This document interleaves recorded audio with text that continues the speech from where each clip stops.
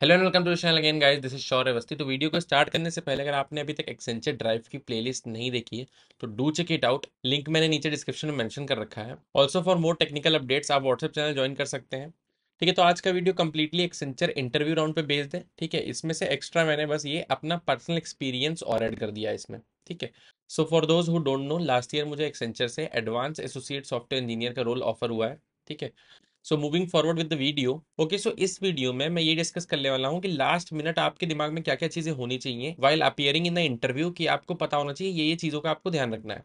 सो सबसे पहले हम बात करते हैं इंट्रोडक्शन की। तो इंट्रोडक्शन काइंड ऑफ आप समझ सकते हैं कि first impression is the last impression वाला बात है यहाँ पे, कि इंट्रोडक्शन कहीं ना कहीं एक बहुत मेजर रोल प्ले करता है। ठीक है, हमारा इंटरव्यूज में, फिर चाहे वो एक्सेंचर की बात हो या किसी भी कंपनी, इंट्रोडक्शन एक बहुत इंपॉर्टेंट चीज़ है। कि अगर आपको एक अपॉर्चुनिटी मिल रही है कि आपसे इंटरव्यू ने बोल दिया कि ओके इंट्रोड्यूस योरसेल्फ, तो इसमें कहीं ना कहीं ये आपकी एक अपॉर्चुनिटी है जिसको आप ग्रैब कर सकते हैं। और इससे आप अपने इंटरव्यू को, जो कहीं ना कहीं डायरेक्शन लेस होता है, आपको पता नहीं है कि इंटरव्यूअर किस डायरेक्शन में आपसे क्वेश्चन पूछ सकता है, उसको आप एक डायरेक्शन दे सकते हैं और अपने अकॉर्डिंग उसको मोल्ड कर सकते हैं कि हाँ भाई, मैंने एक डायरेक्शन में या इंटरव्यूअर को रिडायरेक्ट कर दिया मैंने किसी भी चीज की तरफ। फॉर एग्जाम्पल आपने प्रोजेक्ट्स मेंशन कर देंगे उसमें, या कोई ऐसी इंटरेस्टिंग चीज आप मेंशन कर देंगे जिसपे फॉलो अप में कुछ क्वेश्चन हो सकते हैं, तो कहीं ना कहीं वो आपका पूरा इंटरव्यू रिडायरेक्ट हो जाएगा एक चीज की तरफ।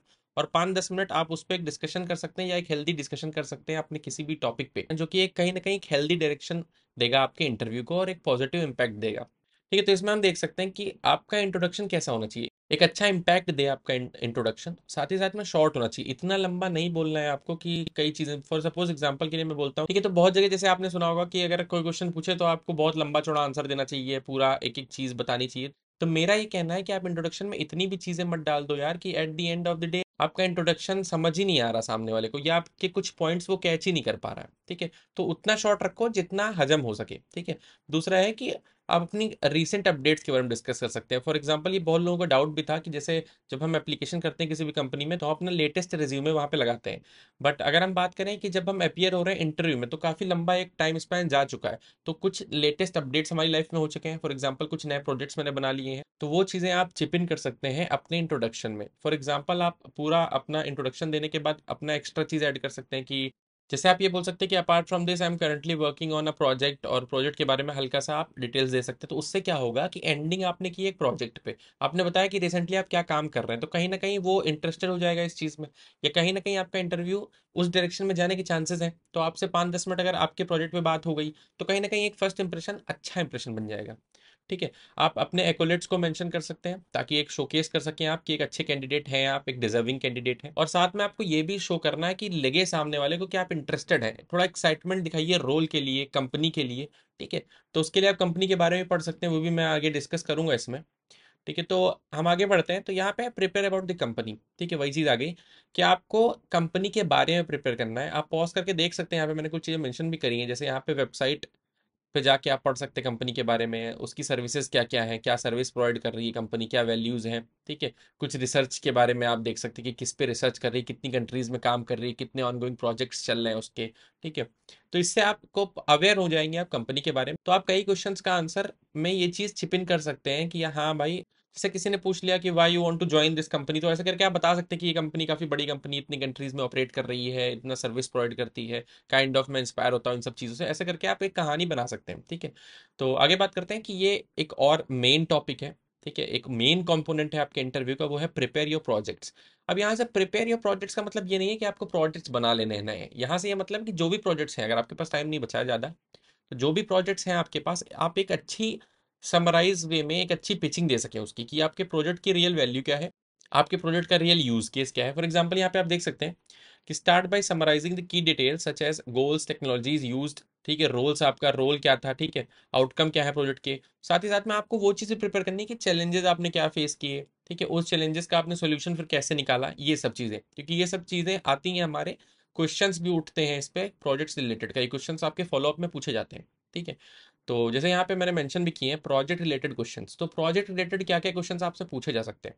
फॉर एग्जांपल, यहाँ पे मैंने 3 एग्जांपल दिए हैं, यही 3 नहीं है, और भी बहुत पूछे जाते हैं, आप कहीं से भी उठा सकते हैं। ठीक है, आप कोई भी वेबसाइट पे जाके पढ़ सकते हैं कि आपका अगर प्रोजेक्ट किसी डोमेन में है, फॉर एग्जांपल आप खुद समझ सकते हैं, अगर आपने खुद से अपना प्रोजेक्ट हार्ड कोड किया है फ्रॉम द स्क्रैच, तो आपको पता होगा कि भाई इस प्रोजेक्ट में क्या क्या प्रॉब्लम्स मुझे फेस करनी पड़ी हैं, या इस प्रोजेक्ट रिलेटेड कोई सामने वाला क्या क्या क्वेश्चंस पूछ सकता है। ठीक है, फॉर एग्जांपल यहाँ पे एक जर्नल मैंने कुछ क्वेश्चन नोट किए एग्जांपल के लिए, ताकि आप रिलेट कर सकें कि क्या क्वेश्चंस बन सकते हैं। जैसे यहाँ पे, can you describe a project where you encountered significant challenges. ठीक है, how did you overcome them. तो मतलब ये है कि आपने क्या चैलेंज फेस किए। अब ये जर्नलाइज वे में यहाँ पे क्वेश्चन है, ये स्पेसिफिक प्रोजेक्ट पे भी हो सकता है। फॉर एग्जांपल अगर आपने एक प्रोजेक्ट मेंशन किया तो कोई आपसे पूछ सकता है कि इस प्रोजेक्ट में क्या सबसे बड़ा चैलेंज आपने फेस किया, कैसे रिजॉल्व किया। ठीक है, जैसे यहाँ पे दूसरा क्वेश्चन भी है, can you explain a project where you had learn new skills, ये मेरे से पूछा गया था।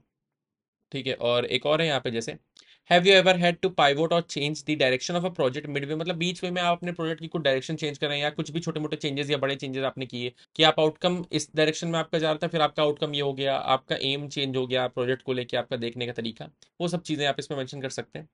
ठीक है, तो ये हो गया प्रोजेक्ट रिलेटेड क्वेश्चंस। ठीक है, ये एक एडवाइस है। हाँ ठीक है, मैंने यहाँ पे मेंशन भी कर रखा है कि आपको थोड़ा सा लेम लग सकता है, बट स्टैंड आउट करना कहीं ना कहीं एक मास हायरिंग वाले प्रोसेस में आपको फायदा भी दे सकता है। अब वो बात अलग है कि अगर 10-12 लोग इंटरव्यू दे रहे हैं सिर्फ, उसमें आपने अच्छा इंपैक्ट दिखा दिया कि हाँ भाई मुझे टेक्नोलॉजीज पता है कई सारी, मैंने अच्छे प्रोजेक्ट्स बनाए, तो आपका सिलेक्शन हो जाएगा, वो अलग बात है। बट कहीं ना कहीं जब एक आदमी, या कह लो कि 100-150 लोगों का हो रहा है, फॉर सपोज मैं एक इंटरव्यूअर हूँ, मेरे मैंने 20 लोगों का इंटरव्यू लिया आज दिन में, तो कहीं ना कहीं मेमोरी से खिसकने लगते हैं एक दो लोग, तो स्टैंड आउट करना जरूरी है। तो उससे क्या हो सकता है कि आप चीज़ों को फेक ना करें। ठीक है, रटे रटाए आंसर्स ना बोलें, फेक ना करें। फॉर एग्जाम्पल अगर कोई बोलता है कि HR क्वेश्चन कुछ जैसे होते हैं, ठीक है, रटे रटाए आंसर्स लोग दे देते हैं, तो वो रटे रटाए आंसर ना देके आप थोड़ा सा अपना अपना टच दे सकते हैं। ठीक है, ज़्यादा कुछ नहीं है स्लाइड में, आगे बढ़ते हैं। ठीक है, बात करते हैं HR क्वेश्चंस की। ये भी एक मेजर टॉपिक है हमारा बात करने का, कि HR क्वेश्चंस। ठीक है, क्योंकि कई कंपनीज में HR राउंड अलग से होता है, कई कंपनीज में एक ही इंटरव्यू होता है, उसी में HR क्वेश्चंस भी पूछ लिए जाते हैं। ठीक है, तो HR MR क्वेश्चंस का एक बहुत बड़ा पार्ट है। ठीक है, तो आप प्रिपेयर करें, मैं सजेस्ट करता हूँ आप किसी भी साइट पे जाएं, फॉर एग्जांपल प्रेप इंस्टा हो गया, इंटरव्यू बिट हो गया, आपको बहुत सारे HR क्वेश्चंस मिल जाएंगे, आप प्रिपेयर कर सकते हैं वहां से। क्योंकि HR क्वेश्चंस आप जरूर प्रिपेयर करें, क्योंकि कोई भी क्वेश्चन पुटअप हो सकता है और आपको आंसर देना पड़ेगा। और ये तो श्योरिटी है कि 2-3 HR क्वेश्चंस तो जरूर पूछे जाएंगे आपसे इंटरव्यू के बीच में, ये तो मैं लिख के दे सकता हूँ। ठीक है, तो यही है HR क्वेश्चंस के लिए कुछ टिप्स यही है कि आप थोड़ा क्लियर रहें, कंसाइज रहें, और फोकस रहें कि अपनी स्किल्स और स्ट्रेंथ्स को आप शोकेस कर सके। रटे रटाए आंसर बोलने से बढ़िया है कि आप ऐसे आंसर्स को फ्रेम करें कि अपनी स्किल्स और अपनी स्ट्रेंथ्स उसमें शोकेस कर सकें। ठीक है, और क्वेश्चंस को आंसर करें विद एग्जांपल्स। ठीक है, उससे रहता है कि हाँ आप अच्छे से रिलेट कर पाए हैं क्वेश्चन से। थोड़ा पॉजिटिव रहें, ऑनेस्ट रहने की कोशिश करें। क्लियर है, और कुछ भी बोले कहीं ना कहीं आपकी स्किल्स रिफ्लेक्ट हो। अगर आप कोई भी आंसर दे रहे हैं फॉर सपोज, तो आपने अगर जैसे बोल दिया कि हाँ भाई I am a great leader, ऐसे करके कुछ कहानी, तो कहीं ना कहीं रिफ्लेक्ट होना चाहिए वो चीज़। ऐसा नहीं है कि आप बहुत कंफ्यूज होकर और बहुत नर्वस होकर वो चीज़ बोल रहे हैं, कि आप जो बोल रहे हैं वो आपके एक्सप्रेशन से दिख नहीं रहा है। ठीक है, तो ऐसी चीज़ें नहीं होनी चाहिए। ठीक है, आगे मूव करते हैं। ओके, सो हम बात करते हैं सिचुएशन बेस्ड क्वेश्चंस की। तो लास्ट ईयर जब मैंने इंटरव्यू दिया था, तो ऐसा क्वेश्चन मेरे से तो नहीं पूछा गया था। ठीक है, बट इन दिस ईयर जब मैंने एक दो लोगों से बात किया, तो 2025 बैच में सिचुएशन बेस्ड क्वेश्चंस पूछे जा रहे हैं। ठीक है, तो ये बहुत कॉमन है, इतना कुछ यूनिक सा नहीं है। तो इसमें क्या है कि कोई भी सिचुएशन बेस्ड क्वेश्चन आपसे पूछा जा सकता है। ठीक है, अक्सर ये 4 राउंड में क्वेश्चन होते हैं। ठीक है, सो यहाँ पे क्या है कि आपको स्टार टेक्निक यूज करनी है आंसर करने के लिए। ये चीज़ मैं आगे अभी डिस्कस भी करने वाला हूँ। ठीक है, एक स्ट्रक्चर्ड फॉर्मेट होना चाहिए आपका सिचुएशंस को हैंडल करने का। ठीक है, फॉर एग्जांपल यहाँ पे कुछ एग्जांपल मैंने मेंशन किए हैं, जैसे describe a time when you had to handle a difficult team member. मतलब यही है कि आपका कोई ऐसा टीम मेंबर जिसको हैंडल करना थोड़ा डिफिकल्ट है, फिर आप कैसे हैंडल कर रहे हैं। ठीक है, कैसे मैनेज कर रहे हैं, कंप्लीट टीम एक साथ रहे, वो चीज़ें। ठीक है, फिर एक और है यहाँ पे, जैसे tell me about a situation where you had to manage multiple priorities. जैसे फॉर एग्जांपल ऐसे सिचुएशंस आपको दी जा सकती हैं कि अगर आपके आगे एग्जाम्स हैं या कोई पर्सनल वर्क है, तो आप कैसे प्रायोरिटाइज करेंगे चीज़ों को, कैसे हैंडल करेंगे मल्टीपल अगर टास्क असाइंड हो रखे हैं आपको, कैसे कैसे प्रायोरिटाइज करेंगे, क्या चीज़ को इंपॉर्टेंस देंगे आप, वो सब चीज़ें पूछी जा सकती हैं। तो ये ऐसी सिचुएशंस में आपको डाला जा सकता है। ठीक है, तो उसका सोल्यूशन आपको देना होता है। स्टार टेक्निक के बारे में आगे डिस्कस भी करने वाले हैं, तो आगे बढ़ते हैं। तो ये है कुछ टिप्स कि आपको कैसे आंसर करना है। ठीक है, कुछ टेक्निक्स।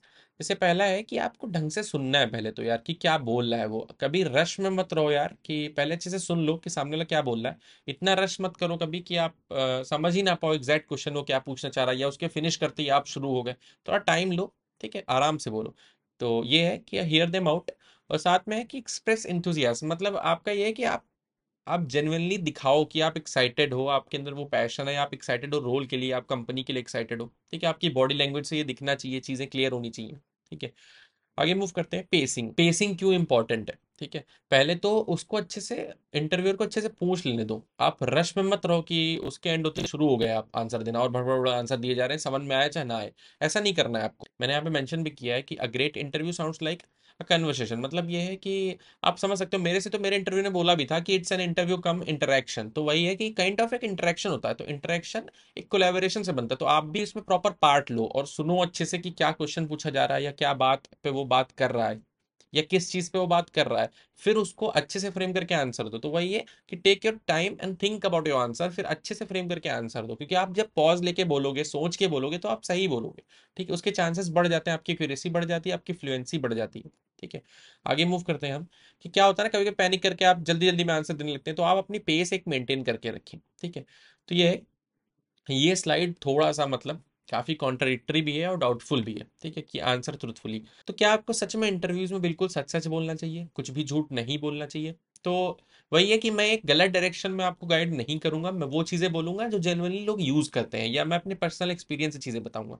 देखो, सच और झूठ, या कह सकते हो आप कि आप एक गलत क्लेम कर रहे हो या सही क्लेम कर रहे हो, उसका क्राइटेरिया क्या है, ठीक है। कैसे, लेट अस सपोज आपको मैं नहीं जानता और आप मुझे अगर इंटरव्यू दे रहे हैं और आपने बोला कि मुझे मतलब रिएक्ट जेएस में मेरा एक्सपीरियंस है 1 डेढ़ साल का, 2 साल का, तो मैं कोई प्रूफ तो मांग नहीं सकता। ये मेरे पास कोई प्रूफ तो नहीं है कि आपने साइन करके रखा है कि हाँ 1.5 साल से मैंने रोज रोज ये वीडियोस बनाई, ये पढ़ा। तो ऐसा कुछ नहीं है ना मेरे पास, ये कोई बंदा नहीं है क्लेम करने को कि हाँ भाई 1.5 साल से आप रिएक्ट जेएस में काम कर रहे हैं। तो कैसे प्रूफ होगा? आपके बोलने के तरीके से, आपकी नॉलेज। तो आप अगर 10 दिन में या 20 दिन में इतना रिएक्ट पढ़ ले रहे हैं जितना 1 साल वाले एक्सपीरियंस को आता है, तो आप बोल सकते हैं एक्सपीरियंस है 1 साल का। तो वो चीज है कि आपको उतनी चीजें बोलनी है जितना कि आप प्रूफ कर सको, अपनी बॉडी लैंग्वेज, अपने एक्सप्रेशंस, अपनी knowledge, and based upon the way you are answering, ठीक है। आपका कितना नॉलेज है उस बारे में, तो आप उस चीजों को उस हिसाब से तोड़ मरोड़ के पेश कर सकते हो। तो आपको उतना झूठ के बादल नहीं बनाने हैं कि आप खुद ही भीग जाओ उसमें। तो वो चीज है कि वही है कि मैंने मेंशन भी किया, let the interview know your strong points, ठीक है। कि मतलब उसको स्ट्रॉन्ग पॉइंट्स बताओ अपने कि हाँ मैं इसमें अच्छा हूँ, मैं इसमें अच्छा हूँ, ठीक है। जब भी आप अपना इंट्रोडक्शन दो, मैं बताओ कि मुझे इसमें पसंद है, ये मेरी हॉबीज हैं या मेरा पैशन है, मैं अच्छा डेवलपर हूँ, मैं ये करता हूँ, आई एम हार्ड वर्किंग, ठीक है, क्विक लर्नर, ये सब चीजें। बट खुद से अपने वीक पॉइंट्स एलोबरेट मत करो। जैसे बहुत लोग क्या करते हैं अपने इंट्रोडक्शन में, मतलब बहुत एग्जांपल्स में आप देखोगे अपने इंट्रोडक्शन में उसने स्ट्रेंथ और वीकनेस दोनों बता रखी होती है।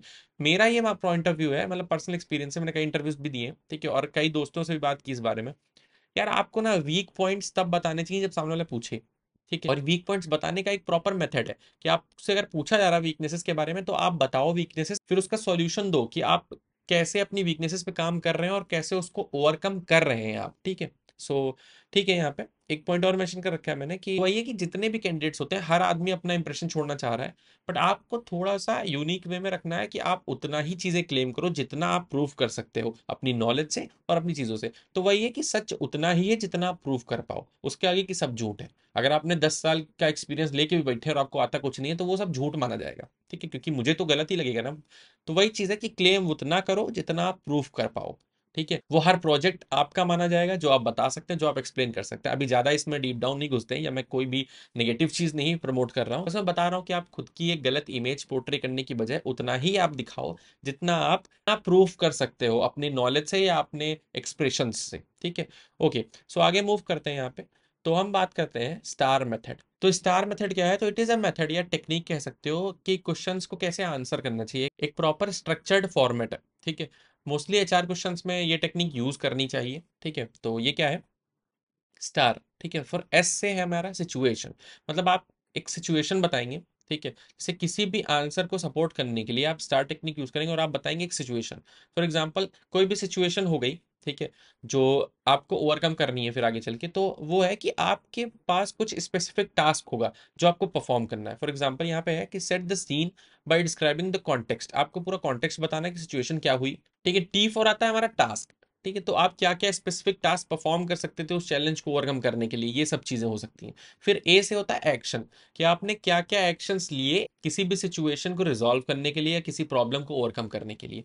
फिर आता है आपका result, R for result. Result मतलब क्या आपने क्या लर्निंग्स हैं आपकी, उस सिचुएशन से या पूरे प्रोसेस से आपकी क्या लर्निंग्स है, क्या आउटकम आया आपके एक्शन लेने के बाद, उसके रिएक्शंस क्या थे, ठीक है। एक अच्छा पॉजिटिव आउटकम आपको शोकेस करना पड़ेगा कि हाँ ऐसा हो गया, फिर वो प्रॉब्लम सॉल्व हो गई।